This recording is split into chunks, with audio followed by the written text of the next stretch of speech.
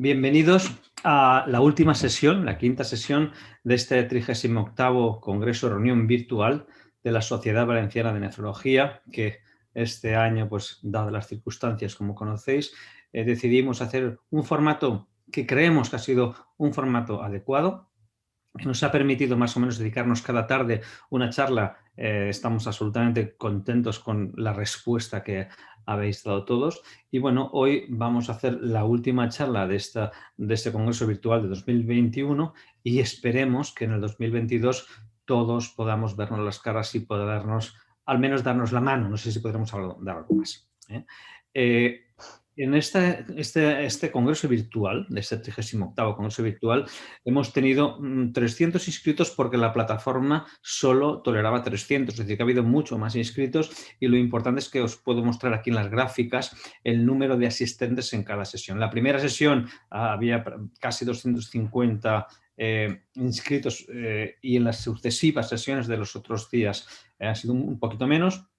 Pero realmente no permitía más la plataforma, hemos muerto de éxito, que es una cosa que es importante, y el objetivo principal es que durante el mes de marzo el tráfico de la página web, de nuestra página web de la Sociedad Valenciana de Nefrología, no en el canal YouTube, solo la página web, ha soportado más de 1.500 visitas solo en un mes.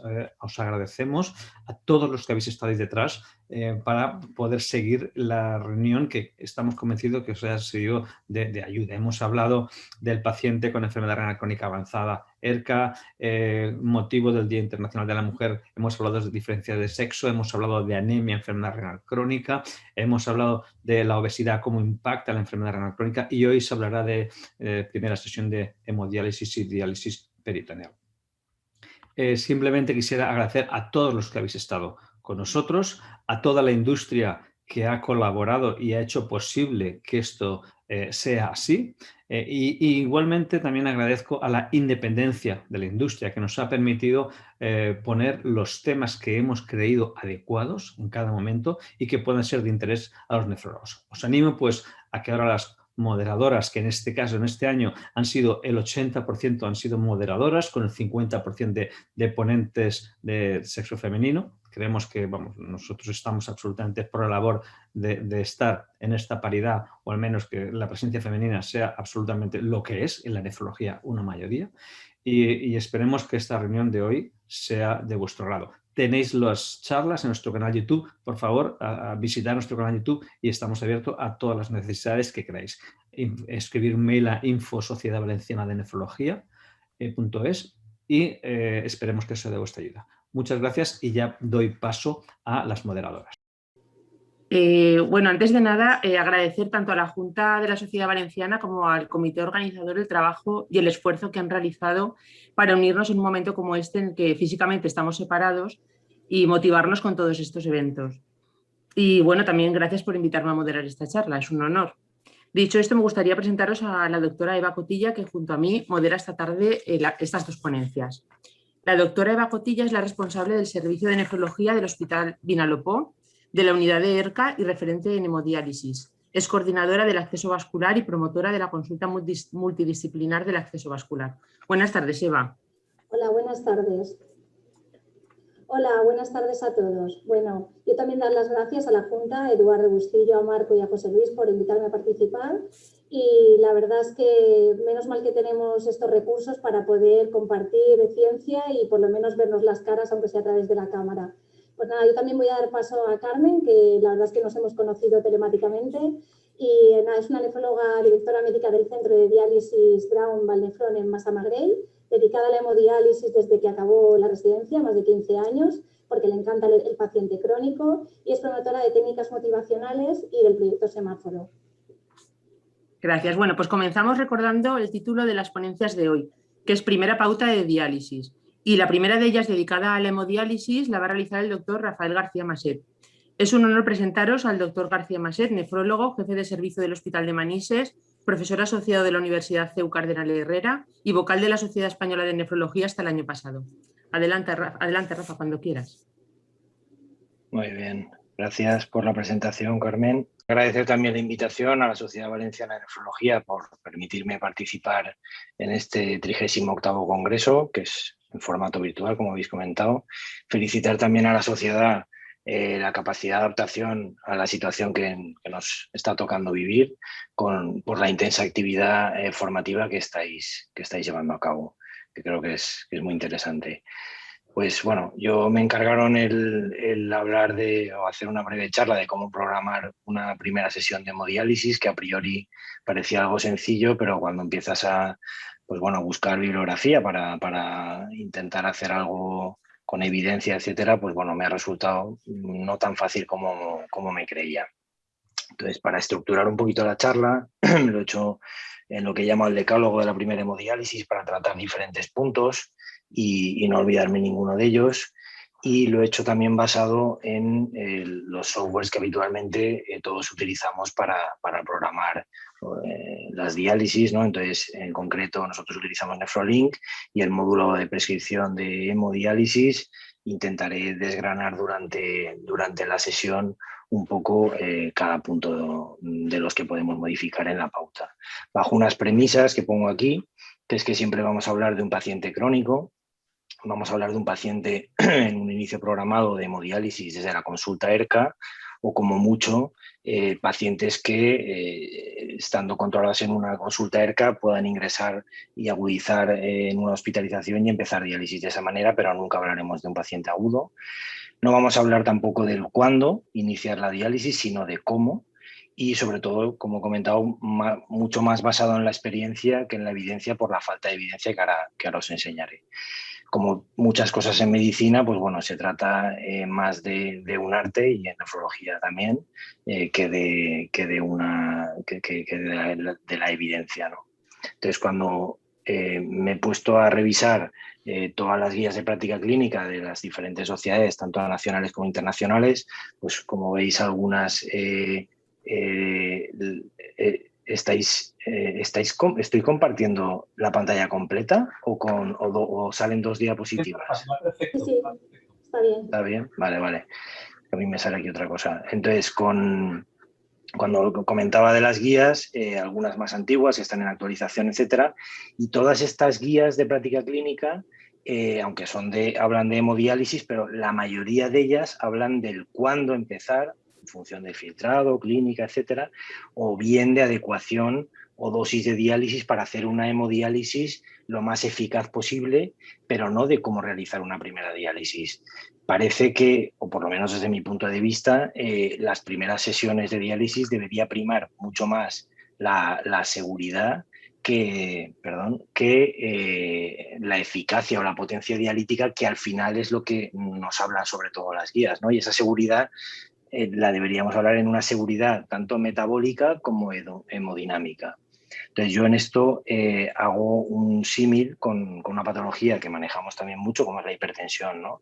Una hipertensión crónica de un paciente que vas a empezar a tratar, no vas a utilizar los fármacos más potentes de manera dosis plenas, etcétera, porque puedes tener un problema clínico y dejar al paciente en una situación clínica, pues, de hipotensión, bajo gasto, deterioro funcional, etcétera, como todos sabemos.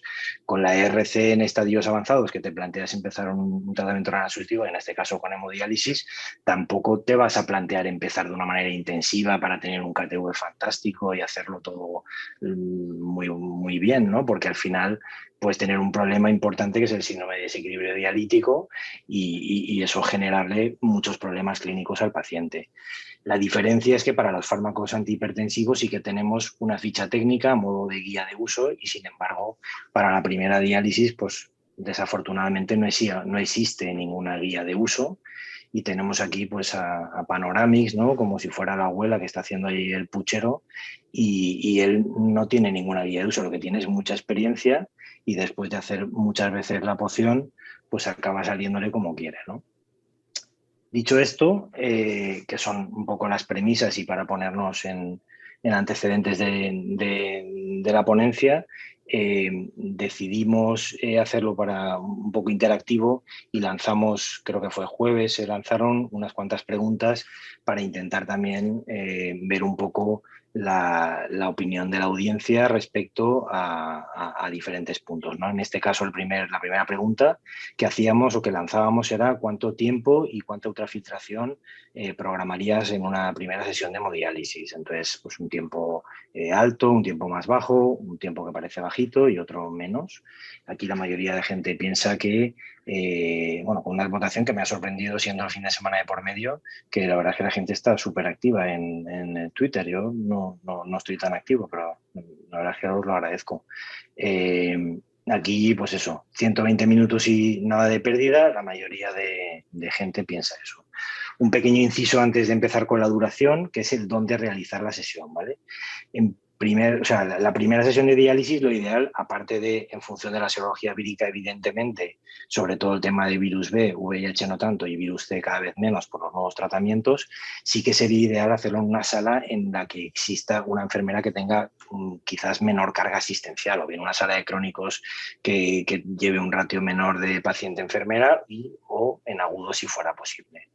Dicho esto, en cuanto a la duración, la evidencia nos propone que esta primera sesión de hemodiálisis tenga una duración de unos 120 minutos. Lo podemos ir aumentando de manera progresiva, en la segunda pues 30 minutos más y ya en la tercera poner una pauta de más tiempo siempre y cuando no sobrepasen esas 4 horas.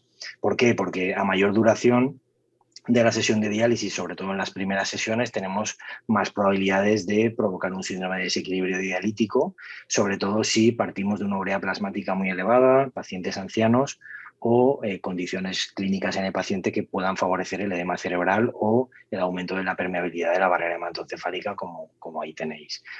Otro tema también con el tema de la duración, aunque es verdad que son pocas sesiones y es menos tiempo, sería también la adaptación psicológica del paciente. En cuanto a la frecuencia, sí que es importante el poder hacer esas 3 primeras sesiones de diálisis seguidas, consecutivas, y luego ya pasar a cualquiera de los regímenes que bueno, aquí, por ejemplo, las guías británicas últimas que se publicaron hace un par de años, en el 19, sí que habla muy bien de los diferentes regímenes, si queréis revisarlo, pero yo pienso que los regímenes, más que las guías, es un poco en función de las convicciones individuales de la práctica de cada uno y sobre todo de la práctica del centro, ¿no?, en el que uno esté trabajando. Si habláramos de ultrafiltración, la recomendación general, y esto es más experiencia que evidencia, como veis ahí al druida, sería hacer una hemodiálisis con una ultrafiltración mínima o sin ultrafiltración, salvo, como comentábamos, que ese paciente, en vez de ingresar de la consulta ERCA directamente, o sea, que en vez de programar la hemodiálisis de la consulta ERCA, fuera a través de un ingreso por una agudización y, por ejemplo, en el contexto de una hiperhidratación o una insuficiencia cardíaca, que sí, que pues algo de ultrafiltración deberíamos hacer para mejorar su situación clínica. Pero sí que unos consejos más prácticos para esta primera sesión de hemodiálisis respecto a la ultrafiltración serían no darle de comer al paciente para evitar esas hipotensiones, informar al paciente de que a la hora de pesarse tiene que hacerlo siempre con una ropa que pese más o menos lo mismo. Si lleva algún tipo de prótesis, que lo comente para que se pese siempre con o sin la prótesis y que luego no hayan problemas de pesaje, tanto de peso de entrada como de salida, y eso condiciona errores en la ultrafiltración. Deberíamos empezar a intentar establecer un peso seco, bien con parámetros clínicos clásicos, tensión arterial, edema, etcétera, apoyado con la bioimpedanciometría. Sería interesante también instruir en monitorizar ese volumen de diuresis, ya que, sobre todo en los pacientes que tienen una buena función renal residual, intentar preservarlo. Dar unas recomendaciones dietéticas en cuanto a la ingesta de agua y sobre todo de sal. Y otra cosa muy importante, ajustar la dosis de los fármacos antihipertensivos, ya que, como sabéis, muchas veces en los estadios finales de la enfermedad renal crónica llevan dosis altas de fármacos y cuando empiezan diálisis, pues si no tienes la precaución de titular a la baja esos fármacos, te pueden dar algún que otro susto con las primeras diálisis. Por lo tanto, y resumiendo esos 2 ítems de tiempo y ultrafiltración, pues bueno, totalmente de acuerdo en que esta sería la pregunta acertada. De hecho, las otras, habría alguna duda con esto, con mínima ultrafiltración en algún caso, con un poquito más de tiempo sería el resto, y la verdad es que las otras 2 respuestas son prácticamente minoritarias, así que la audiencia aquí ha estado muy, muy acertada. Si pasamos a la segunda pregunta que lanzábamos, que era el tipo de técnica y el dializador que utilizaríamos. Aquí tengo que pedir disculpas porque realmente había una pequeña errata, o sea, en hemodiafiltración online, y aquí era alta permeabilidad del dializador, hemodiálisis estándar o de bajo flujo con baja permeabilidad. Aquí la técnica era AFB, o sea, había filtración sin acetato, y era un dializador que no sale, un AN69ST, y aquí la técnica era una hemodiálisis de alto flujo con un dializador de medio cutoff, ¿vale? Aquí la mayoría de gente ha respondido hemodiálisis de bajo flujo con un cutoff bajo. Bien, si hablamos de la técnica, siguiendo un poco la línea de lo que estamos comentando y siempre con poca evidencia, pero sí con sentido común, pues ¿qué pensáis que es mejor? ¿O hacer una técnica de hemodiálisis para ser muy eficaz y aclarar mucho la urea en un paciente que tiene unos niveles muy altos de toxinas urémicas? ¿O por el contrario, una técnica más suave para intentar depurar menos y minimizar el desequilibrio? Entonces, con esto parece más razonable intentar diálisis más basadas en la difusión, flujos bajitos, ya hemos visto anteriormente tiempos bajos, utilización baja, un poquito todo a la baja, y en este caso concreto de la técnica deberíamos no sobrepasar tasas de reducciones de urea en torno al 30-40%, o sea, conocido URR.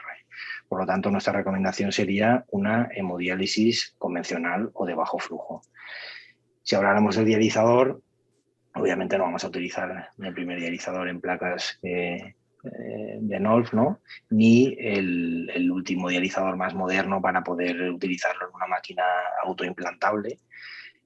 Sino nuestra recomendación sería, pues evidentemente, un dializador capilar o de fibra hueco, porque ya no utilizamos otros que no sean de esa estructura, pero sí en el tipo de fibra que sea lo menos trombogénica posible. En este caso, el AN69ST, que es, como sabéis, un poliacrilonitrilo modificado, es el conocido Bodial, la marca comercial, y lo que hace es neutralizar la electronegatividad de su superficie con un recubrimiento de un polímero catiónico que hace que la heparina no fraccionada, o sea, la heparina sódica, el cebarro con heparina sódica, se quede ahí y se adhiera a la membrana y luego te permite hacer una diálisis sin heparina.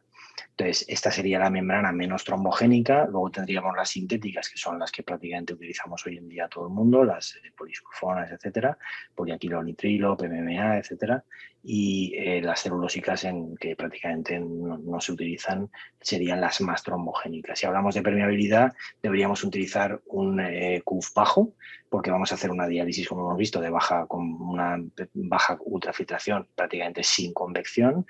De eficacia, deberíamos utilizar filtros con un KO de urea bajito también para un flujo de sangre de 400 que sea menos de 300, porque nos interesa, como hemos visto, URRs entre 30 y 40%, no grandes aclaramientos de urea, y por el mismo motivo la superficie debería ser baja para minimizar ese aclaramiento de urea y además secuestrar el mínimo de sangre en el filtro y poder devolver y anemizar menos al paciente, aunque realmente casi todos los CEOs de los filtros son bajos hoy en día. En cuanto al método de esterilización, hoy en día, vamos, todos son o bien con vapor o con rayos gamma, no se utiliza prácticamente el óxido de etileno por el tema de las reacciones anafilactoides, ¿vale? Entonces, resumiendo un poquito, aquí la respuesta mayoritaria sería teóricamente adecuada. Habría alguna duda en el AFBK por el tema de dializador, que no lo pone aquí, que era la N69ST, que sería el dializador también como de elección, aunque evidentemente la biofiltración sin acetato como primera opción de técnica pues sería un poco compleja, ¿no? Entonces, nuestra recomendación o mi recomendación sería hemodiálisis de bajo flujo con un filtro de baja permeabilidad, baja eficacia, baja superficie, etc.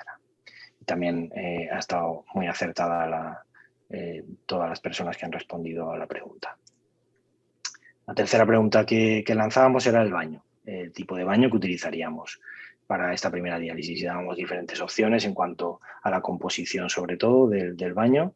Sodio-potasio bajo con calcio-bicarbonato alto, lo contrario, la tercera opción, un baño con citrato o utilizar perfiles de sodio. Aquí mayoritariamente sodio-potasio alto con calcio y bicarbonato bajo. Ha respondido la gente, aquí está más reñido, aquí entre la primera y la segunda opción hay mucha gente, está menos y aquí también un poquito más, pero menos.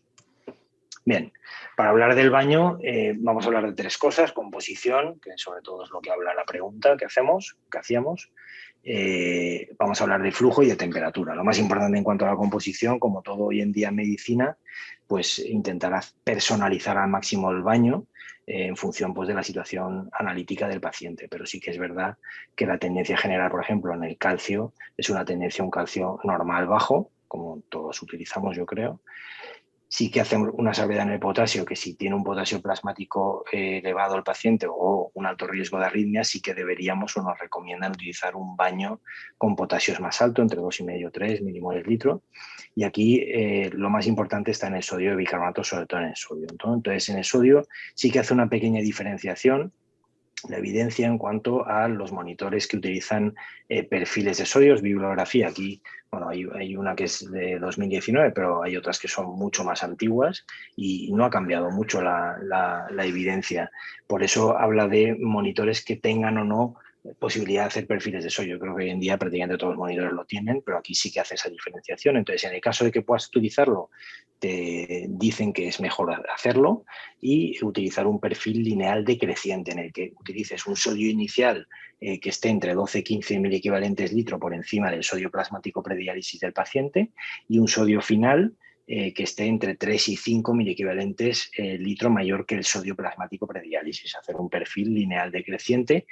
Y eso es para unos URR entre el 30 y el 40%. Si necesitarás un aclaramiento mayor, que no es el caso, como hemos visto, deberías aumentar esos niveles de sodio. Al final, el fundamento de esto es intentar compensar con un balance positivo de sodio la disminución de la urea plasmática para mantener una osmolaridad plasmática estable y evitar así el edema cerebral por el paso del agua al interior de las neuronas, ¿no? Si no pudiéramos utilizar perfiles, que ya digo, hoy en día no es habitual que un monitor no los tenga, deberíamos utilizar un baño con una concentración de sodio entre 7 y 10 miliequivalentes mayor toda la sesión que el sodio plasmático prediálisis del paciente, por el mismo fundamento. En el caso del bicarbonato nos recomiendan utilizar valores más bajos, por abajo de 30 o incluso menos, sobre todo en pacientes EPOC en los que pueden asociar una acidosis respiratoria por retención de CO2, incluso hablan de bicarbonatos de 28 por el mismo fundamento, porque no haya un cambio drástico en la concentración del bicarbonato que pueda alterar la osmolaridad y favorecer o precipitar el edema cerebral. Si hablamos de flujo, nos dice que en las primeras diálisis deberíamos utilizar un flujo del baño bajo, QDs, que fueran QVs por 2, es decir, el flujo de sangre multiplicado por 2, y a partir de la tercera sesión ya puedes poner el flujo hasta 800 o bien hoy en día pues, incluso ponerlo de manera automática que lo gestiona el propio monitor en función del tipo de técnica y del QV. Aunque sabéis que luego tampoco impacta tanto en la adecuación de diálisis el QD. Y en cuanto a temperatura, sí que se hace una recomendación de intentar mantener más bien temperaturas bajitas, no subir más de 36,5 para una mejor tolerancia hemodinámica. Comentar un poquito también el tema del uso de sustancias hiperosmolares, concretamente manitol al 20% o salino hipertónico durante la sesión de hemodiálisis. Yo personalmente no tengo ninguna experiencia. Hay poca evidencia y yo creo que hay poca gente que usa esto en hemodiálisis. Tienen mucha más experiencia los intensivistas, los anestesistas para el manejo de la hipertensión intracraneal, pero al final el fundamento es el mismo que el sodio, ¿no? Intentar compensar la eliminación de urea para mantener una osmolaridad más alta y evitar el edema cerebral. Solo 2 puntualizaciones. Cuidar a los pacientes con insuficiencia cardíaca, ya que el administrar este tipo de sustancias puede precipitar un edema agudo de pulmón. Y si es manitol lo que utilizamos, tenéis que saber que cristaliza. Los que lo hayan utilizado pues ya lo saben. Y hay que calentarlo al baño de María antes de utilizarlo. Incluso si se prolongara en el tiempo la diálisis por problemas técnicos y tal, si se enfriara se podría volver a cristalizar y habría que volver a calentarlo al baño de María. Entonces, respecto a esta pregunta, sí que la mayoría de la gente que ha respondido también pues, está muy acertada. Deberíamos utilizar, como hemos visto, hacer un balance positivo de sodio con un potasio más bien altito para evitar arritmias, el calcio bajo es un estándar prácticamente hoy en día, y el bicarbonato bajo también, que sería la recomendación, ¿vale? Aquí estos, pues bueno, sería justo lo contrario. Por último, la última pregunta que lanzamos era el tema de la anticoagulación, si utilizarían o no anticoagulación y en el caso de hacerlo, por qué tipo de fármacos se decantarían.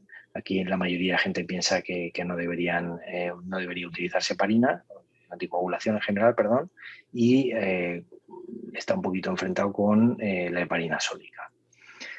En general, el objetivo de la anticoagulación en hemodiálisis y en cualquier terapia extracorpórea pues es prevenir la trombosis del circuito en el caso de hemodiálisis para no bajar la eficacia depurativa con el mínimo riesgo de sangrado posible. Entonces, nuestra recomendación a priori es hacer una hemodiálisis sin heparina, como hemos comentado, con membranas de baja trombogenicidad, idealmente el AN69ST, conocido Bodial, y con un par de puntualizaciones, cebar tanto las líneas como el iniciador de manera generosa, con suero, y cuidadosa, quiere decir, pues intentar sacar todo el aire que pueda tener el circuito para evitar problemas. Como sabéis, en el caso quien utilice los ebodiales, el cebado se hace con heparina para que se pegue la heparina al cebado y luego poder hacer la diálisis sin heparina y así evitar la coagulación del filtro. Y luego también comentar el tema de los lavados, ¿no? Cuando haces una diálisis sin heparina y sobre todo diálisis más bien cortitas, de 120 minutos más o menos, pues hacer cada 30 minutos un lavado entre 100, 150, máximo 200 mililitros de suero salino para intentar limpiar el circuito y evitar esa coagulación. Lógicamente, como hemos hablado de la seguridad más que de la eficacia, ¿no? En estas primeras diálisis, de la seguridad tanto metabólica, como hemos visto, para evitar el síndrome de desequilibrio, como hemodinámica, entre ellas también pues el sangrado, ¿no? Y entonces es importante evitar el sangrado del acceso vascular, sobre todo también porque en muchos casos hacemos primeras diálisis después de implantar catéteres, que veremos ahora con el tema del acceso vascular, ¿no? Entonces, para evitar eso, pues mejor hacerlo sin heparina. Tener aquí de cara a futuros, ya no para la primera, pero sí para las siguientes sesiones, estar atento a los pacientes antiagregados, anticoagulados con alto riesgo hemorrágico o pacientes que puedan tener trombopenia inducida por heparina. Por lo tanto, respondiendo a esta pregunta, deberíamos haber seleccionado ninguna, como la mayoría de la audiencia, con lo cual os felicito porque en todas las preguntas habéis respondido correctamente a la mayoría de la gente. Si seguimos en el punto séptimo del decálogo, que era hablar del acceso vascular, la recomendación general son utilizar flujos bajos, entre 150 a 200 mililitros minuto, y poder incrementarlo poquito a poco en la segunda y llegar hasta la tercera pues a unos 400. ¿Por qué? Para evitar pues, el temido síndrome de desequilibrio dialítico, el desequilibrio metabólico y el edema cerebral sobre todo, y también preservar el acceso vascular. Algunas consideraciones tanto para fístula como para catéter, que veremos en la siguiente diapositiva, que nos da la guía clínica española, que parece que fue ayer, pero ya es del 2017, que costó mucho publicar. En cuanto a la fístula, los puntos que están en letra cursiva son recomendaciones directas de la guía, no puncionar antes de 2 semanas desde su creación, fístulas nativas, intentar la técnica de punción escalonada o en escalera, salvo que tengamos una fístula con una vena tortuosa, profunda o con escaso tramo, que sería ideal para hacer un buttonhole. Intentar que las agujas estén lo más separadas posibles para evitar la recirculación, el uso de agujas biseladas de calibre bajo, 16, 17 Gs, ya iremos incrementando en las siguientes diálisis. Si se trata de una fístula complicada, compleja, intentar guiarnos o apoyarnos en el ecógrafo.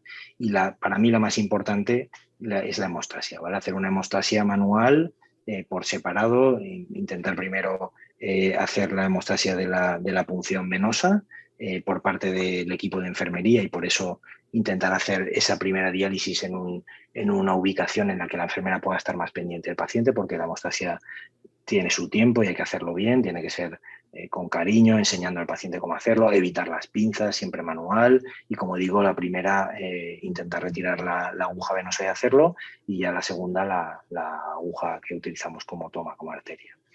Y otra puntualización ya más de la experiencia, intentar montar esa primera diálisis con líneas de unipunción, por si acaso no pudiéramos hacer una doble punción, poder llevar a cabo la diálisis aunque sea con una sola aguja.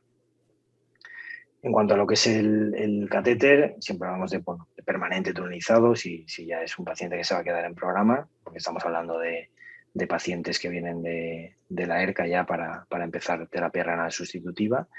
Evitar, si es posible, su uso el mismo día de la colocación, ¿vale? Todos hemos tenido los problemas de flujo habituales del primer uso. Parece que hay ahí una adaptación del material del catéter al calor que le hace falta un tiempo para dilatarse, con lo cual la recomendación es colocar catéter y esperar 24 o 48 horas si es posible para hacer esa primera diálisis. Y luego he recogido aquí una serie de ítems que me han llamado la atención porque yo los hacía todos y parece ser que las guías dicen que no, hasta que no te las lees pues no te das cuenta, ¿no? Entonces, no es necesario solicitar una placa de tórax de rutina, ya que el catéter se pone ecoguiado y en una sala con escopia, con lo cual solo habría que utilizarlo sin disfunción. No hay evidencia para tener que hacer a todo el mundo el frotis nasal para buscar el MARSA y tratarlo como pirocina en el caso de que lo tenga, de manera rutinaria, ¿vale? Dicen.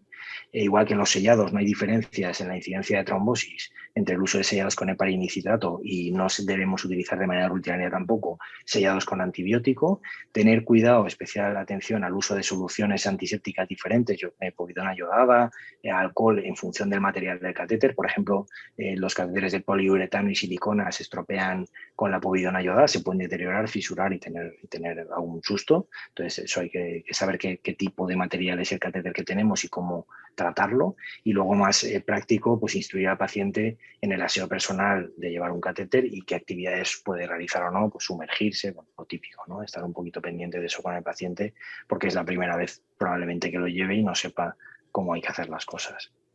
Si hablamos de biosensores, fundamentalmente vamos a ver biosensores de volemia, de adecuación, de dialización y temperatura. Muy rápidamente, volemia no tiene mucho sentido activarlo, ya que vamos a hacer una diálisis de muy cortita con escasa ultrafiltración y no nos va a ayudar para nada.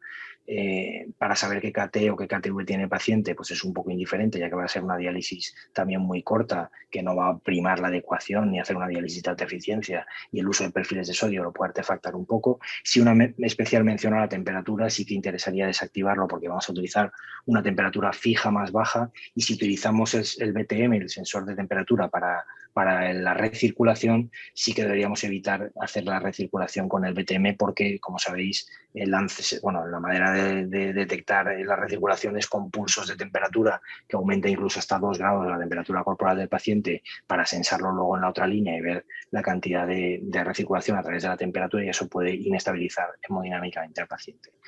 No es un biosensor, pero sí un sistema de monitorización. El control de la presión arterial deberíamos ajustarlo cada menos tiempo por estar un poquito más pendientes del paciente. El último punto que quería, no por ello menos importante, es la burocracia, ¿vale? Estar presente y tener en mente, pues, dar de alta los sistemas informáticos, tanto del hospital como el software específico que utilicemos, tema del transporte de pacientes, importantísimo el alta en el registro de enfermos renales de la Comunidad Valenciana, que últimamente está informatizado a través del sistema Vera, y que, bueno, luego queremos tener todos los datos y que sean fidedignos, pues tenemos que ser rigurosos en el relleno de esos datos, ¿no? Entregar al paciente los consentimientos informados para tener esa información, analítica que tengamos de protocolo, igual que las exploraciones complementarias de la unidad que decidamos, serologías por isla de monitor, hoy en día el tema de la PCR del coronavirus, empezar el protocolo de trasplante si fuera un paciente candidato a ello para no demorarse en el tiempo y que no pierda opciones, y hablarle de Alcer si no conocieran la asociación, ya que le puede aportar, pues, nutricionista, psicólogo, etcétera, mucha información y mucho apoyo. Para concluir, me he dejado el último punto, si os acordáis eran 10 puntos, y el último punto del decálogo lo veremos en las conclusiones. Como todo en medicina últimamente, medicina personalizada, intentar hacer una hemodiálisis para el paciente en concreto en función de sus características clínico-analíticas, bajo unas premisas, tiempo corto incrementable poco a poco, intentar las 3 primeras sesiones consecutivas. Bueno, estoy hablando de modo de resumen de todo lo que hemos visto. Hacer una hemodiálisis con una ultrafiltración mínima o sin nada de ultrafiltración, como técnica, utilizar una técnica de bajo flujo, una hemodiálisis convencional, con un dializador de baja permeabilidad, baja eficacia, baja superficie y preferiblemente membranas lo menos trombogénicas posibles. En cuanto al baño, utilizar perfiles de sodio para hacer un balance positivo, con un bicarbonato bajo también, con un flujo incrementable también poco a poco y una temperatura más bien bajita. No utilizar ningún anticoagulante en las primeras sesiones, flujos de sangre bajitos también incrementable en las siguientes sesiones y con las salvedades y las puntualizaciones que hemos hecho tanto en fístula como en catéter, evitar algunos biosensores, por ejemplo volemia, sobre todo de temperatura, ser riguroso en la burocracia y el último punto del decálogo, hacer caso a enfermería. Normalmente cuando terminamos o estamos haciendo la residencia o acabamos de terminar, muchas veces la opción que tenemos para trabajar los nefrólogos es hacer la hemodiálisis habitualmente en un centro y la enfermería son el alma mater de la diálisis, es decir, no les vamos a enseñar nada a nivel práctico en la diálisis o poco, entonces hay que hacerles mucho caso porque ellas son las que más saben y las que nos pueden guiar en los momentos de angustia. Yo quería terminar agradeciendo pues, a todo mi equipo de enfermería y de compañeros nefrólogos la experiencia que he ido adquiriendo en estos últimos 12 años de mi carrera profesional en el Hospital de Manises, que sabéis que es donde estoy. Y aquí, bueno, tenemos parte del equipo, que somos muchos más, pero no caíamos en la foto. Y nada, muchas gracias por vuestra atención. Rafa, muchas gracias por tu ponencia. La verdad es que desde el punto de vista asistencial es muy práctica, puede servir como guía de uso para el residente, como decálogo para el nefrólogo que se dedica a otras áreas que no es la hemodiálisis, y estoy segura de que luego habrá bastantes preguntas. Bueno, si acaso dejamos el turno de preguntas para luego, cuando acabe Juan Carlos, ¿vale? Y nada, doy unas breves pinceladas de la biografía de Juan Carlos, que se define como médico de profesión y cuidador de vocación. Se formó en el Clínico de Valencia junto con Rafa García Ramón y Alfonso Miguel, de donde se empapó de la diálisis peritoneal. Montó la primera unidad de diálisis peritoneal en el Hospital Luis Alcañiz, en Xàtiva, en 1995 junto a Ramón López Menchero. Y desde entonces pues, es un apasionado de las técnicas domiciliarias, por sus ventajas como terapia de inicio en el tratamiento renal sustitutivo, por el impacto positivo en la calidad de vida, los menores costes para el sistema y mejor supervivencia en los 2 primeros años. Bueno, sin más cosas, voy a pasar ya a darle a la ponencia. Gracias por la presentación. Después de la magnífica presentación que ha hecho Rafa, la verdad es que voy a intentar estar a la altura, realmente. La verdad es que he visto la foto del final que ha puesto a todo el equipo y tengo que empezar la ponencia pidiendo perdón a mi equipo porque la verdad es que debería haber hecho una foto similar, dando las gracias a todo el equipo porque, como bien ha dicho Rafa, en diálisis en general, vamos todos al 50%, o sea, no hay nadie que lo haga mejor que el otro y tanto enfermería como los médicos vamos a partir un piñón y eso siempre hay que tenerlo en cuenta y sobre todo cuando terminamos la residencia, más todavía. Y sin más, vamos a empezar. Bueno, yo me he centrado en el manejo puramente práctico del paciente en diálisis peritoneal, porque me ha pasado al principio un poco como lo que comentaba Rafa, que te pones a buscar cosas y sí, encuentras muchísimas guías sobre adecuación, muchísimas guías sobre objetivos de ultrafiltración, sobre tipo de soluciones, sobre un montón. Quiero decir, y de todo eso sí que hay evidencia científica, sí que hay suficiente bibliografía, pero realmente te pones a buscar, quiero decir, cómo iniciar una diálisis peritoneal en este caso, es decir, cómo lo haría, qué soluciones pondría, qué es lo que haría con un paciente que va a empezar el primer día. Y realmente no hay, o sea, es que no hay prácticamente nada, no hay un consenso, porque al final es que si te das cuenta, al final es la propia experiencia lo que hace que en un momento dado, pues digamos que este paciente va a empezar por aquí y porque realmente los pacientes cuando empiezan necesitan poca diálisis afortunadamente. Entonces podemos ir empezando con más sentido común, que es al final, y cogido sobre todo de la experiencia. Y a mí me gustaría empezar, como ya ha dicho Eva, que soy un apasionado de la diálisis peritoneal, pues vais a ver que todavía soy más apasionado de lo que parece. Pues hablando un poquito, este es el guión de la ponencia, al principio, ¿dónde vamos, no? Con la diálisis peritoneal. Voy a romper mi pequeña bandera porque la gente se implique más con la diálisis peritoneal. Las indicaciones habituales, las dosis de diálisis, lo voy a tocar un poquito, las normas básicas de prescripción, que es ahí donde quiero yo hablar, los casos clínicos y reales, y ya veréis por qué digo eso, y por último las conclusiones.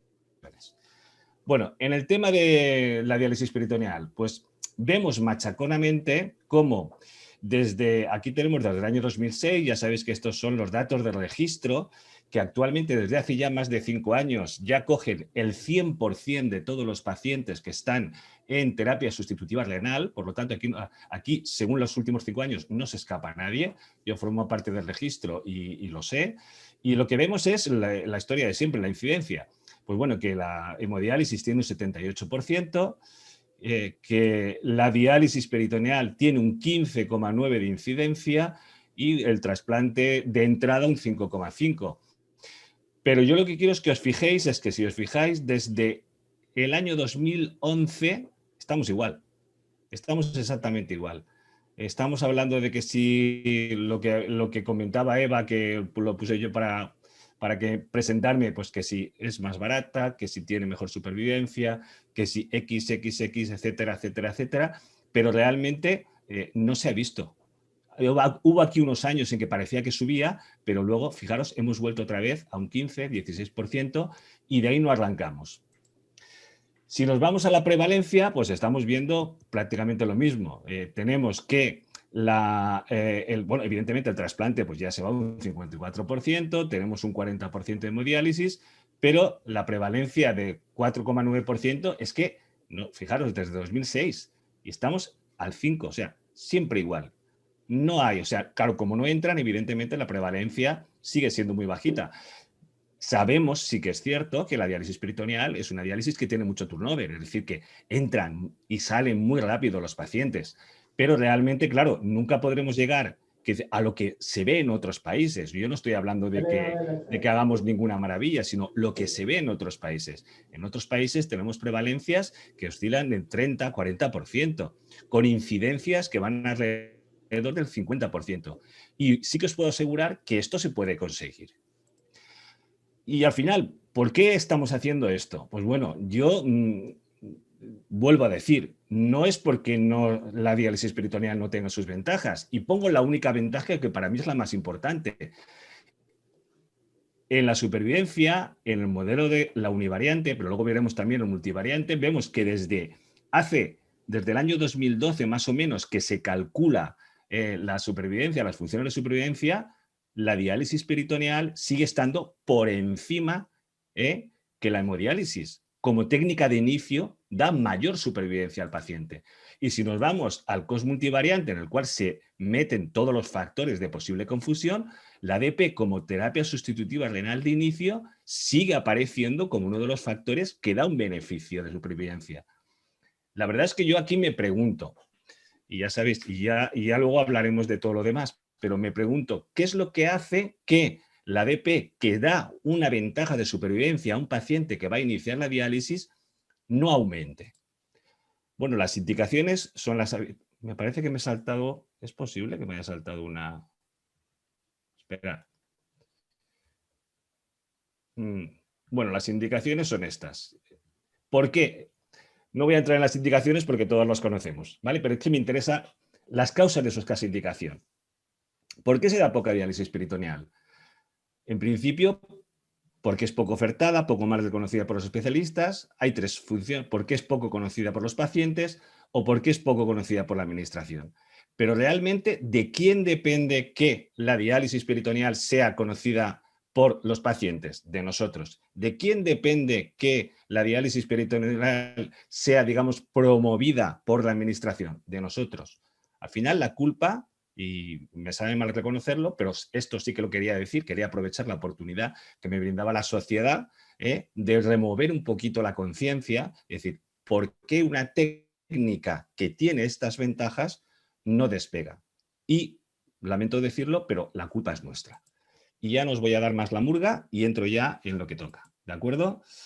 ¿Cuál es la dosis adecuada? Pues bien, es muy sencillo. Aquella por encima de la cual no obtenemos beneficio y por debajo de la cual aumenta la mortalidad. Ya sabéis que se han hecho un montón de estudios, el Canusa, el tal, hay un montón en la europea, la americana, etcétera, muchísimos.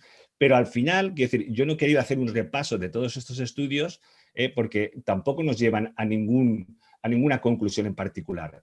Pero sí que hay una cosa que todas las guías clínicas al final terminan recomendando, porque hay dos estudios que sí que voy a nombrar muy de pasada que lo dejaron meridianamente claro. Que un KTV por encima de 1,7 semanal y un aclaramiento semanal de 50 litros, por encima de 50 litros es la base, es el mínimo. A partir de ahí podemos hablar, pero realmente es el mínimo.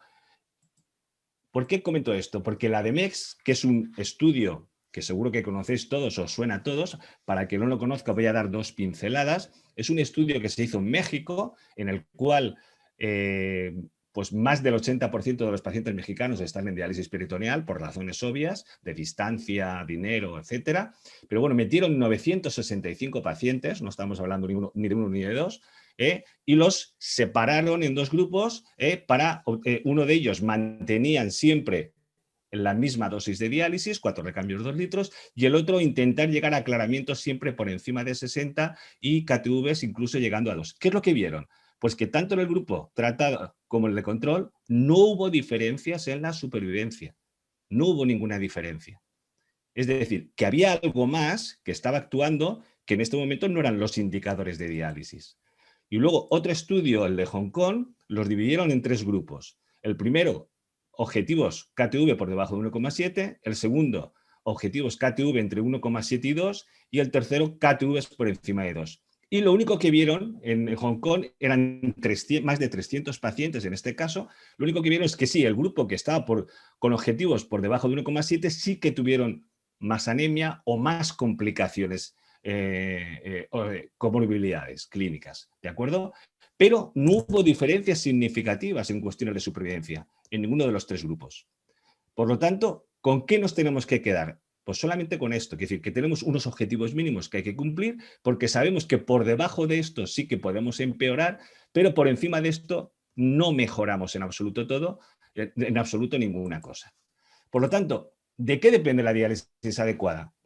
Pues depende fundamentalmente de todo aquello que rodea al paciente, como puede ser la comorbilidad previa a la diálisis, que sabéis que todos nuestros pacientes tienen una altísima comorbilidad, diabetes, enfermedad vascular y muchas otras cosas. Del control dietético, esto es muy importante, ya sabéis que también soy un enamorado del tema de la nutrición, no enseñamos a nuestros pacientes a comer bien y ellos ya tienen muchísimas restricciones. Y sabemos, porque esto sí que está demostrado en infinidad de estudios, que el mayor impacto negativo sobre la supervivencia del paciente es la malnutrición. Una albúmina por debajo de 3 está prácticamente condenando al paciente a que tenga cualquier complicación y se muera directamente. El balance adecuado de líquidos. Aquí empezamos ya a ver diferencias. La función renal residual versus la ultrafiltración.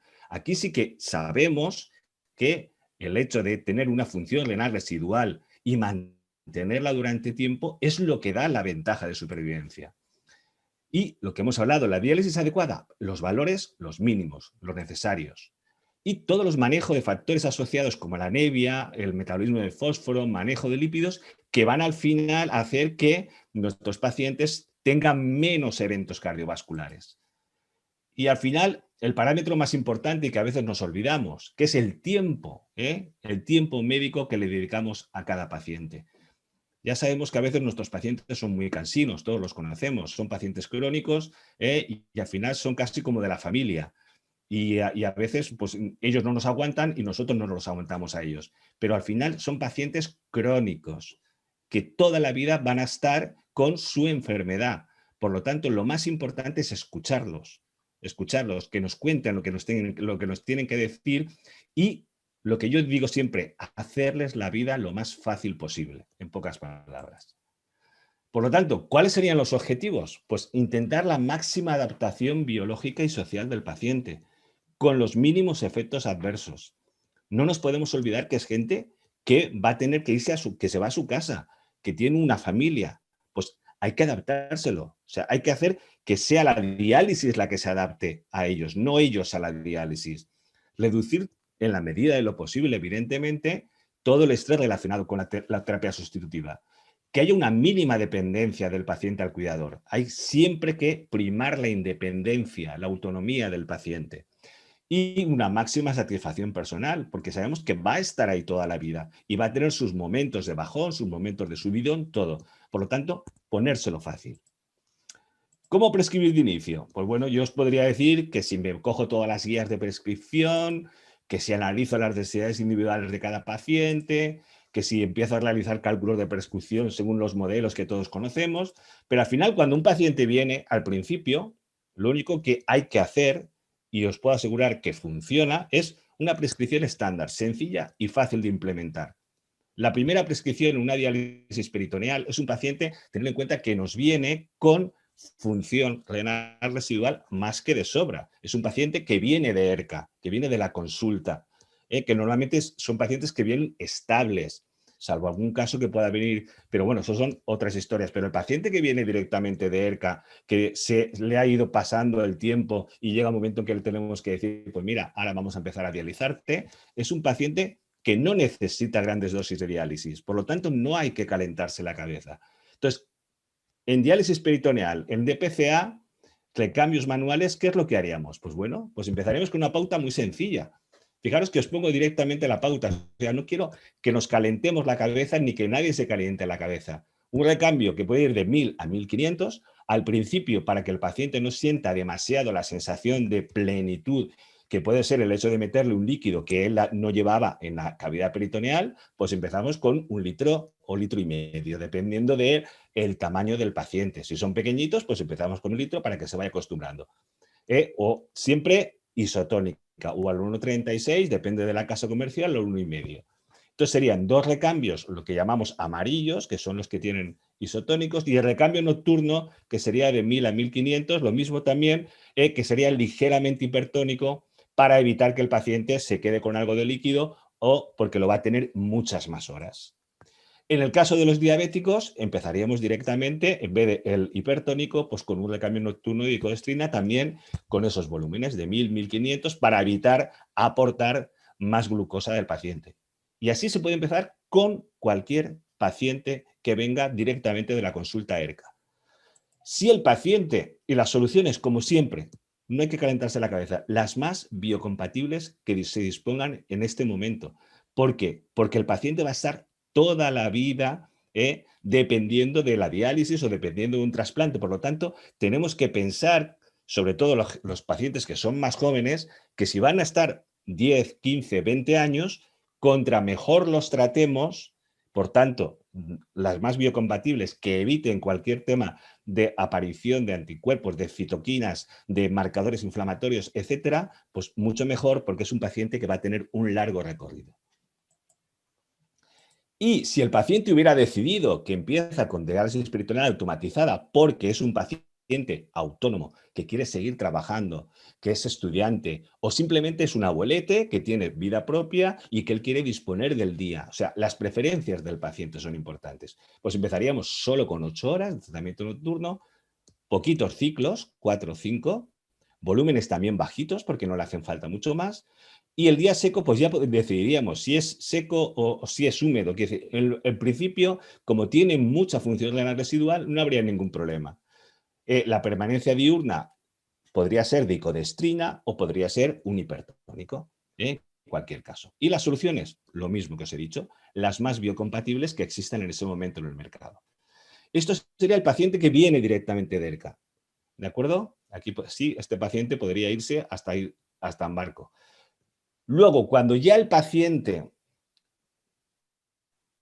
lleva un mes con nosotros y tenemos que empezar a ajustar mejor los parámetros o la prescripción en función de los resultados que tenemos, ya nos planteamos otras cosas. En este caso, fijaros que he puesto arriba del todo las preferencias personales. ¿Por qué? Porque prima. Es lo que prima. Habrá que explicarle al paciente qué es lo mejor para él. Pero si el paciente, por mucho que tú le expliques qué es lo mejor para él, en un momento dado te dice que él no, que él quiere seguir con esto porque su vida en este momento prefiere hacerlo así y no quiere complicarse la vida, habrá que respetarlo, aunque pensemos que el paciente se equivoque. Probablemente nuestra labor es intentar convencer al paciente para que lleve la mejor pauta de diálisis, la que mejor se adapte a este paciente y la que mejores resultados le dé.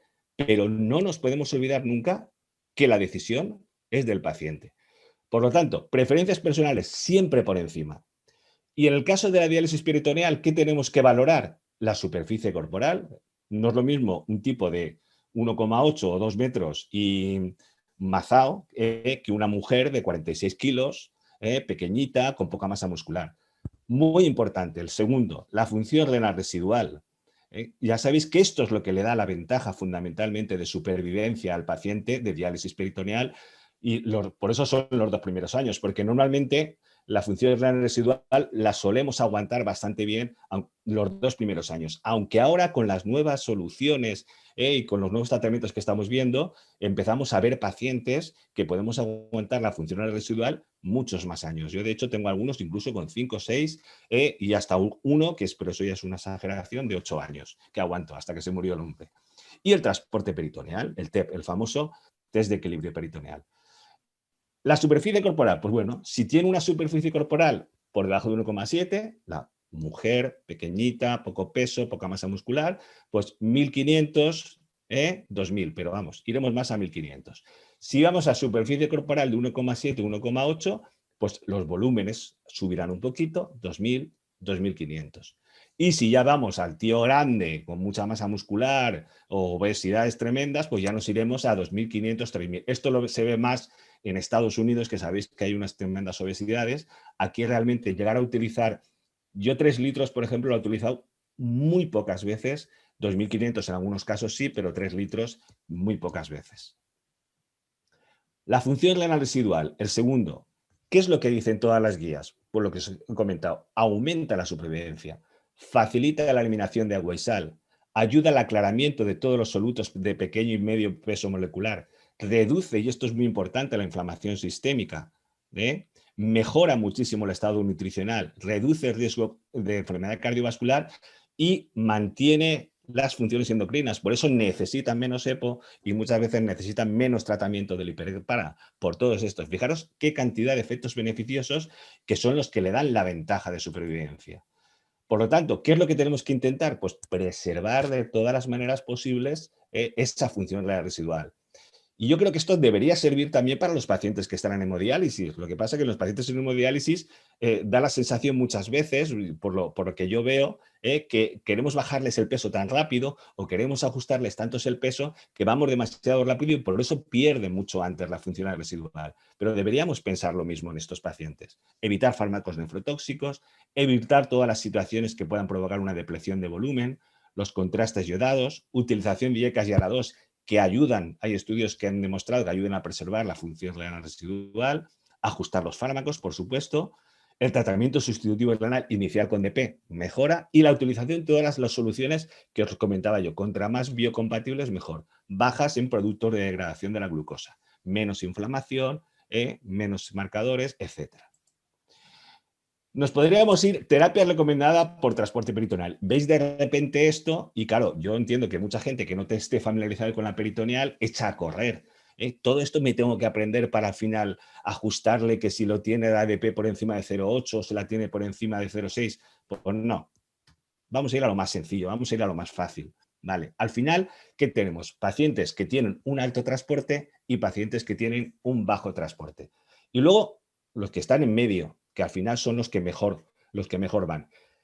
¿Qué necesitan los pacientes de alto transporte? Pues los pacientes de alto transporte tienen un rápido transporte de agua y sólidos, rápida absorción de glucosa, pierden muy rápidamente el gradiente osmótico porque la glucosa pasa rápidamente al otro lado, tienen un excelente aclaramiento de solutos porque, claro, rápidamente los solutos pasan, pero al final, como también pasa la glucosa muy rápido, tienen problemas de ultrafiltración. Por lo tanto, ¿qué tenemos que hacer con los de alto transporte? Permanencias más cortas. Y no complicarnos la vida que si el DP está por aquí arriba o si el DP está por abajo. Si tenemos un DP por encima de 0,7, alto transporte, ya nos vamos al medio alto. Bajo transporte, pues el bajo transporte es justo todo lo contrario. Le cuesta el lento transporte de agua y solutos, una lenta absorción de glucosa, le cuesta pasar, mantienen mucho más tiempo el gradiente osmótico, por eso tienen mejores ultrafiltraciones y claro, como les cuesta pasar, tienen más problemas para los aclaramientos de solutos. Por lo tanto, ¿qué deberíamos hacer? Permanencias largas y sin complicarse la vida. No hay que complicarse la vida. Para los altos transportadores rápidos que pasan permanencias cortas, con lo cual conseguimos una buena diálisis, una buena difusión de los solutos y mantenemos la ultrafiltración porque si no la perderemos rápidamente. Y en el otro caso que necesitamos que difundan, necesitan más tiempo porque es más lento, vamos a las permanencias más largas. ¿Cuál sería entonces una prescripción básica en DPCA una vez ya conocemos estos datos? Conocemos la superficie corporal, conocemos la función residual, conocemos el tipo de transporte. Pues bueno, 3-4 recambios según el transporte. Nos iremos a 3 si es un bajo transporte, nos iremos a 4 si es un alto transportador, ¿vale? Incluir nutrineal en estos casos antes de cenar si es diabético entre los diurnos para evitar el mayor aporte de glucosa, eso siempre. El volumen va a estar entre 1.500 y 2.000, ya estamos hablando de pacientes que llevan, en este caso ya un mes o mes y pico o 2 meses, que es cuando le hacemos el primer test de equilibrio peritoneal, ¿de acuerdo? Y va a depender de si es más grande o menos grande, porque tener en cuenta que estos pacientes tienen funcionalidad residual y el recambio nocturno y codestrina versus hipertónico según sea diabético o no, ¿de acuerdo? Y al final lo mismo, las soluciones las más biocompatibles. Paciente en diálisis peritoneal manual sin función renal residual o ya muy poquita. Directamente nos vamos a ir a 4. Un paciente sin función renal residual con 3 recambios no se va a dializar bien. En algunos casos, si el paciente se resiste a pasar a DPA o a pasar a hemodiálisis, que sería otra opción, a veces, muy pocas veces, los podemos poner 5 recambios. Lo que ocurre es que el quinto recambio, es decir, prácticamente les obliga a estar casi todo el día liados con los recambios. Con lo cual, toda la ventaja que tiene la diálisis peritoneal de autonomía e independencia la pierde por completo. De hecho, el cuarto recambio ya les corta bastante. La pauta ideal, por eso os la he puesto al principio, es la de 3 recambios, porque es uno por la mañana, otro a mediodía y otro al acostarse. El paciente no se entera en la mayoría de los casos, pero cuando le metes el cuarto recambio, que es a media tarde, ahí ya empiezas a cortarle y además los pacientes siempre te lo dicen. Lo mismo, incluir el nutrineal antes de cenar si es diabético entre los diurnos. El volumen ya nos tenemos que ir mínimo 2 litros e incluso 2.500 si es un paciente con una superficie corporal elevada.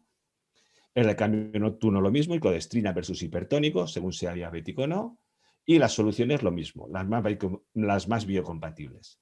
Y en el caso de la diálisis peritoneal automatizada con función renal residual, porque el paciente así lo ha elegido, pues ya nos iríamos a 8 o 9 horas de tratamiento nocturno, aumentaríamos un poquito más los ciclos y según el tipo de transporte, si es bajo haríamos menos ciclos, si es alto o medio alto haríamos más ciclos para aprovechar el volumen, lo mismo de 1.500 a 2.000 dependiendo de la superficie corporal, día húmedo en estos casos y codestrina versus hipertónicos según sea diabético o no, y el volumen igual, y soluciones las más biocompatibles. Y ya en el caso del paciente que está ya, digamos, o bien para que lo trasplanten rápidamente si no se ha trasplantado, o bien para pasar a hemodiálisis cuando ya no se pueda, pues bueno, aquí ya nos tenemos que ir a 9-10 horas de tratamiento nocturno, ya empezamos a aumentar horas, 5 o 7 ciclos, nos tenemos que ir a más ciclos según el tipo de transporte, el volumen entre 1.500 y 2.500 dependiendo de la superficie corporal. El día húmedo, pues lo mismo, pero ya aumentando volúmenes también, y codestrina versus hipertónico, según sea diabético o no. Valorar en estos casos para pacientes que se les puede añadir un recambio diurno adicional a las 7 o a las 8 de la tarde, que puede ser un nutrineal o puede ser un fisioneal o uno de 1,5 o uno ligeramente hipertónico, por si necesitan un mayor aclaramiento. Y las soluciones las más biocompatibles. Las ventajas en el caso de la DPA es que podemos jugar con muchas cosas. Podemos hacer solamente por la noche, podemos hacer 2 por el día y algunas pocas por la noche, etc. Ahí podemos hacer muchas cosas. ¿Cómo haríamos los parámetros de adecuación? ¿Cada cuánto? Pues bueno, al inicio de la ADP se debe, lo que os he dicho, el KTV, el aclaramiento totales, pues a las 4 o 6 semanas de inicio, porque antes no da unos valores adecuados. En el paciente estable sería suficiente con cuantificar la función renal y aclaramientos totales cada 2-4 meses, dependiendo de las necesidades. Cuando introducimos algún cambio en la pauta de EDP, siempre hay que medir estos aclaramientos 4 semanas tras haber iniciado esta nueva pauta para ver los resultados. Y en el caso de determinaciones frecuentes, si existen cambios clínicos o bioquímicos asociados a la uremia. Y a mí me gustaría terminar aportando una serie de casos clínicos, pero no los habituales, quiero decir, porque aquí habéis visto lo fácil. Si os fijáis, quiero decir, aplicando estas pautas que os he puesto, por eso os he puesto directamente las pautas, no me he planteado hablaros de lo que se puede hacer, lo que no se puede hacer, sino las pautas directamente. Simplemente aplicando estas pautas vais a poder ser capaces de prescribir diálisis peritoneal y obtener además los resultados que queréis. Pero bueno, de repente aparecen pacientes que están contraindicados para diálisis peritoneal, pero no pueden ir a hemodiálisis porque no tienen otra opción de tratamiento dialítico, se han quedado sin accesos vasculares, pero vamos, ni fístulas, ni goretés, ni loops, ni catéteres, tienen una aceptable calidad de vida, no estamos hablando de pacientes que vayan a morirse en breve y posibilidades, por supuesto, de supervivencia a medio plazo. ¿Qué haces con un paciente así? Es decir, no puedes decir, oye, pues está contraindicado, este hombre no va a ir bien o esta mujer no va a ir bien. Pues tienes que, evidentemente, que meterlos en diálisis peritoneal e intentar hacer lo posible y no lo imposible, lo posible para que ese paciente aguante el tiempo que sea necesario. Y os voy a poner solo 2 casos. Una mujer de 52 años con un tumor carcinoide intervenido con resección ileal y tratado con modulación hormonal, un anillo de cervix con radioterapia y cirugía. O sea, fijaros cómo debía tener la pobreta el peritoneo, colecistectomizada, con endometriosis, polipectomía, síndrome de cava superior por CVC y muchas otras cosas más que no voy a entrar. En 2012 se le pone el catéter peritoneal por laparoscopia. ¿Por qué por la laparoscopia? Porque no sabíamos lo que nos podíamos encontrar, evidentemente. Podíamos habernos encontrado un peritoneo congelado, lleno de adherencias, que hubieran contraindicado directamente. Ahí sí que no hubiera. Y decidimos iniciar porque afortunadamente tenía alguna adherencia, pero no había ningún problema. Tiene una serie de complicaciones, un dolor abdominal que quedó sin aclarar, que luego al final se resolvió, peritonitis por coli, que a pesar de tratamiento no mejora, haciéndose refractaria. Eso ya, fijaros que estamos hablando de septiembre de 2012, octubre 12 inicio, en enero del 13 tiene este problema, en mayo del 13 hace la peritonitis y un mes después es cuando fallece. Pero es una mujer que casi un año la hemos tenido y desde septiembre hasta que hace la peritonitis por E. coli con una calidad de vida aceptable, a pesar de todos los problemas que tenía. ¿Y cuáles son los objetivos en este caso? Pues bueno, como mínimo tener una ultrafiltración de 1 litro al día, porque era una paciente que no tenía función renal residual, en este caso, y fijaros que en octubre de 2012 teníamos un KTV de 2 con una pauta de 9 horas de tratamiento nocturno, 6 recambios de 2000 y un último recambio de 1800. En enero de 2013 manteníamos un KTV de 1,98, con la misma pauta subimos un poquito el último recambio de 2000 porque había bajado un poquito el KTV, me interesaba tenerla siempre lo mejor posible y en mayo de 2013 ya subimos a 10 horas de tratamiento nocturno, aumentamos 7 recambios de 2300 y último recambio de 2000 y poco después fallece. Pero bueno, esta mujer conseguimos tenerla bien dializada, a pesar de todos sus problemas. Y el último caso, mujer de 35 años, una enfermedad crónica secundaria vasculitis ACA positiva, hipertensión, poliposis, angioedema, dacrocistitis, depresión severa recurrente, falta de adherencia, o sea, fíjate, era una joya, quiero decir, porque además esta tan pronto se ponía el tratamiento como no se lo ponía, etcétera. En agosto de 2012 se le pone el catéter peritoneal, en octubre inició DPA, En noviembre hizo una reactivación de la vasculitis, en febrero del 14 hizo una fuga subcutánea, en septiembre del 14 hizo una peritonitis por gram negativo, es una Acinetobacter, que suele ser uno de los bichos que a veces te obligan, en la mayoría de los casos, a quitar el catéter. En 2015 viene, después de estar un mes prácticamente dializándose día sí, día no, y afortunadamente, fijaros, en abril de 2016 se trasplantó. Pero pues que no tenía esta chica, no tenía opción de hemodiálisis, llevaba ya un montón, venía de hemodiálisis ya un montón de tiempo, ya no tenía absolutamente ningún acceso vascular. Y conseguimos desde agosto de 2012 hasta abril de 2016 que aguantara hasta que le llegó el trasplante renal. ¿Y cómo lo conseguimos? Pues bueno, fijaros, en noviembre de 2012 con un KTV de 1,73, nuevo retratamiento, 6 recambios de 2000 y el último recambio de 1800. En mayo de 2014 el KTV bajó a 1,4. El tiempo lo mantuvimos, pero jugamos a aumentar el volumen. Subimos a 2007 recambios y a 2200 con un último recambio de 2000.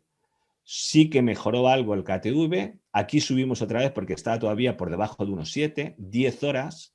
Tuvimos que subir tiempo porque función renal residual 0.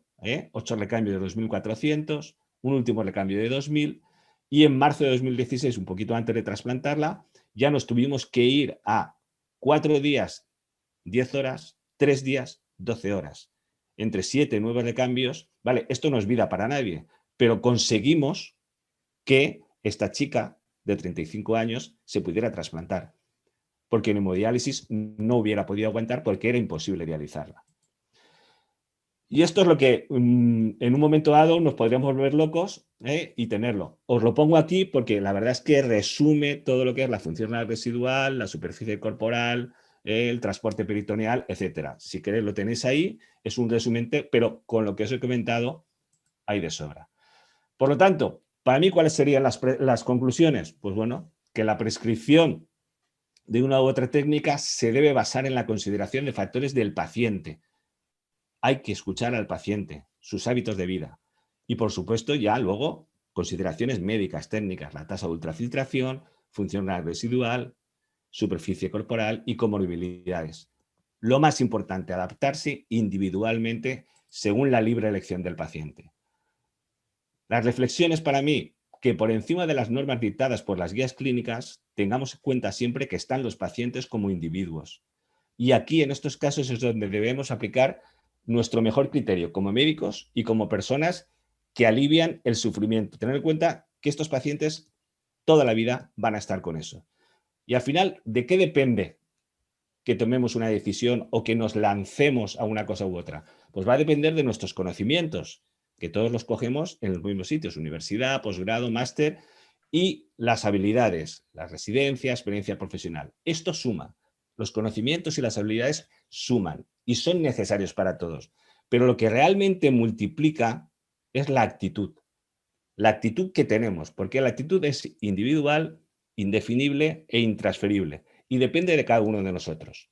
Y por lo tanto depende de cada uno de nosotros tomar la decisión de ayudar a estas personas o de hacer más fuerza, y pongo la última murga del día, para que la diálisis peritoneal, que es una técnica que debe crecer, crezca. Tu presentación ha sido muy bonita y muy humana, me gusta mucho.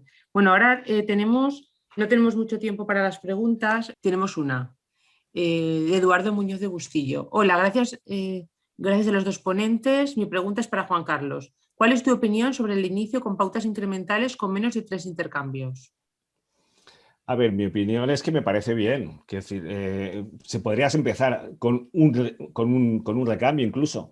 Lo que ocurre es que yo, sinceramente, a un paciente de peritoneal que empiezas con un recambio, luego le pones 2, luego le pones 3, en la mayoría de los casos sabes que en 2-3 meses como mucho, la mayoría de los pacientes de diálisis peritoneal van a terminar con 3 recambios. Por eso yo suelo empezar siempre con 3 recambios, porque así ya directamente se acostumbran a que son varios recambios al día.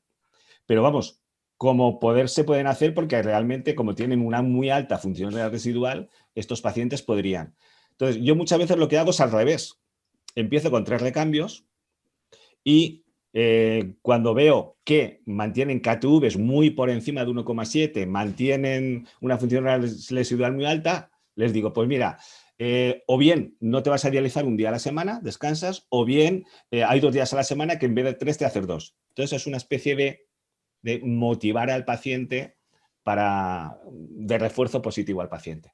Pero como poder, perfectamente. Si cumple los objetivos, perfectamente.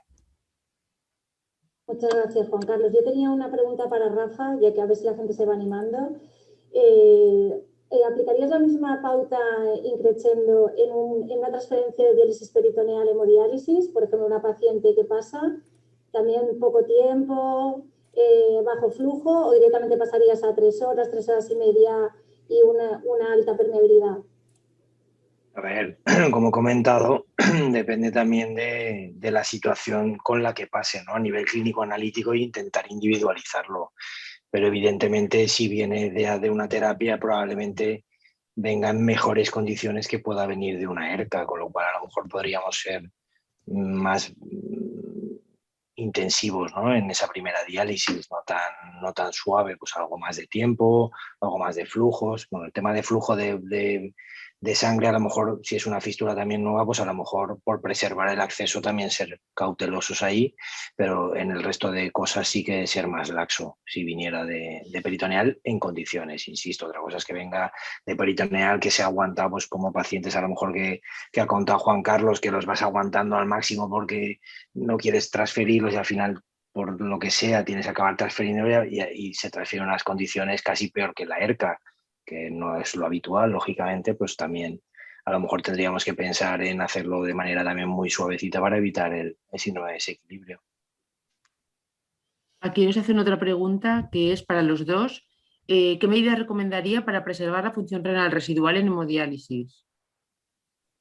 Uf, así casi Casi nada. res. Bueno, Bueno, a ver, yo creo que ahí pues realmente no es una tarea fácil eso. Intentar ultrafiltraciones lo más ajustadas posible sin hacer ultrafiltraciones excesivas, mantener al paciente lo más euvolémico posible y en situaciones de evitar sobre todo las hipotensiones, utilizar membranas lo más biocompatibles posibles y bueno, intentar adecuarlo lo mejor, tampoco para hacer una diálisis súper eficaz y sobre todo teniendo mucho cuidado en el tema del volumen, yo creo. Ser lo más cuidadoso posible ahí. Por lo menos en hemo, en peritoneal es el pan de ellos, ¿no? El pan nuestro de cada Sí, día, ¿no, Juan Carlos? exactamente. Sí, exactamente. Pero bueno, sí, creo que bueno, lo he puesto justamente al tema de la función renal residual, sí que lo he dejado bastante claro de todo lo que había que intentar hacer. Una de las diapositivas ahí queda claramente reflejado, pero vamos, si me pides ¿con qué me quedaría? Pues fundamentalmente, además es lo mismo que ha dicho Rafa, pues intentar ultrafiltrar lo menos posible al paciente para que mantenga su capacidad de la diuresis residual que le queda. Realmente esa es la maniobra que mejor podemos hacer con ese paciente, porque todo lo demás, pues evitar, pues eso, las soluciones más biocompatibles y todo eso lo estamos haciendo todos los días. Pero bueno, y la herramienta que tenemos nosotros, y además ahora disponemos de bioimpedancia, con lo cual podemos ser mucho más, ajustar muchísimo más, pues eso, intentar evitar siempre que el paciente entre en hipovolemia, que el paciente haga hipotensiones, para que preserve todo lo que sea posible su diuresis residual. Aquí hay una pregunta, Juan Carlos, que te dice, en pacientes con diuresis residual abundante, administrar recambios hipertónicos nocturnos durante 8 o 10 horas podría ser prejuicioso, será perjudicial, será ¿no? perjudicial. Sí, Lo que le habrá para salido. preservar la función renal residual. A ver, yo tengo pacientes que tienen diuresis residual muy abundante y que no llevan hipertónico por la noche. Son todos isotónicos. Lo que ocurre es que muchas veces cuando pones solamente un isotónico durante una permanencia de más de 10 horas, en la mayoría de los casos, pues si pones 1000, pues a veces te saca 500, 600. Entonces, como no quiero que luego el paciente vaya, digamos, aumentando o vaya teniendo retención hídrica, pues muchas veces les pones un hipertónico, que el medio, que es el más bajito, que realmente no llega, o sea, no les saca tanto líquido como para hacer que entren en hipovolemia, en absoluto. Y Y hay otra pregunta para Rafa que dice, ¿cuál sería la razón de empezar con una solución de diálisis con potasio alto teniendo en cuenta que el paciente de ERCA se esperaría que tuviera una acidosis metabólica?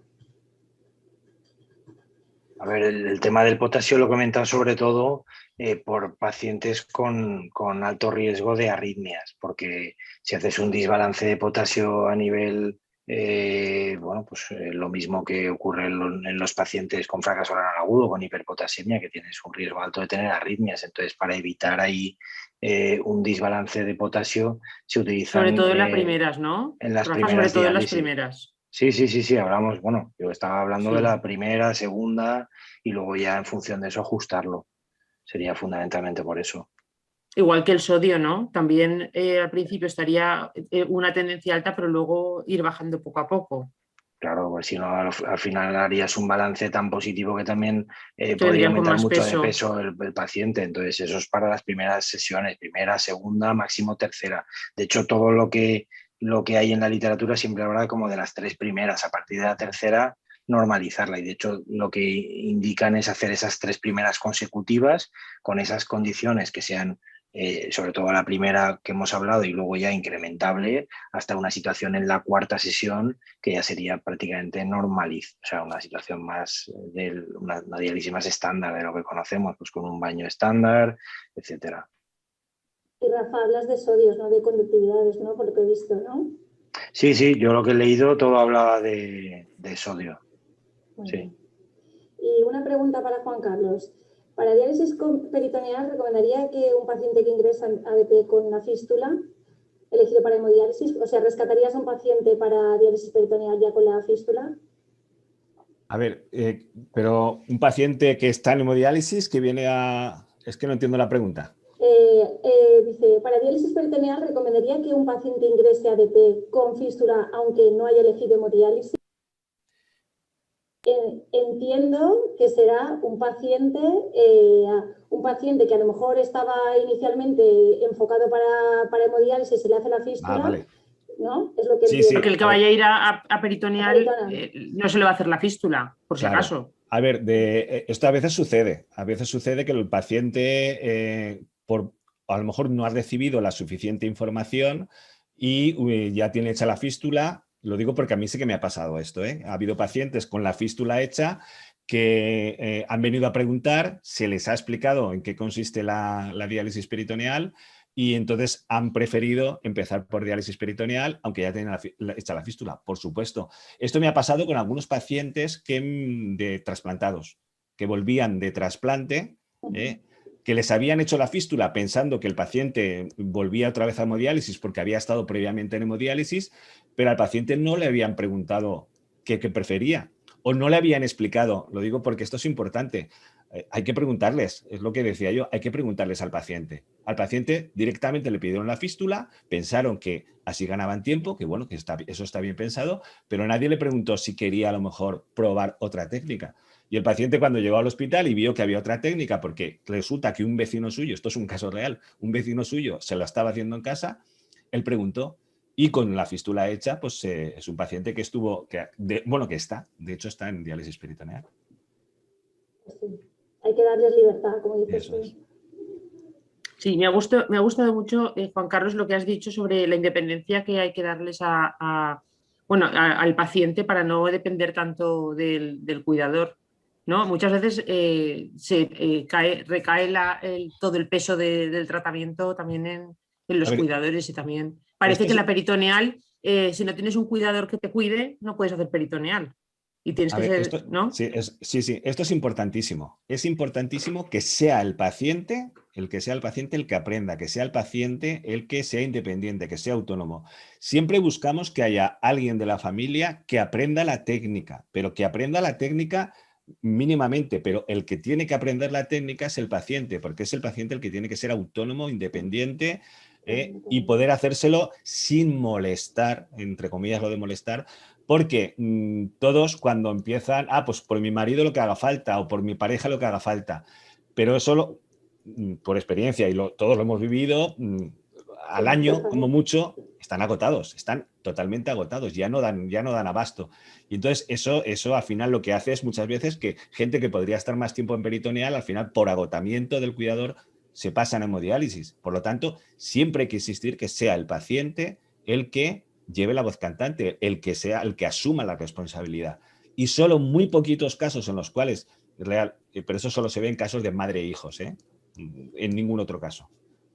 Pues nada, bueno, muchas gracias a los dos. La verdad es que han sido dos exposiciones pues muy prácticas, como dice Carmen, muy humanas y para el día a día está genial. Y bueno, que para cerrar el congreso voy a dar paso a José Luis, que ya sabéis que lo mismo está en los miércoles con el Torre, que te habla de la diabetes, que está aquí presidiendo el congreso. Así que nada, José Luis, si quieres decir unas palabras de despedida del congreso y finalizamos. Gracias a todos, enhorabuena a los dos ponentes, ponencias magníficas y bueno, os esperamos en nuestra página web. Gracias a todas las moderadores que habéis estado y esperemos que el año que viene nos podamos ver de forma presencial. Gracias de nuevo y estar pendientes de todos los correos de la Sociedad Valenciana de Nefrología. Gracias.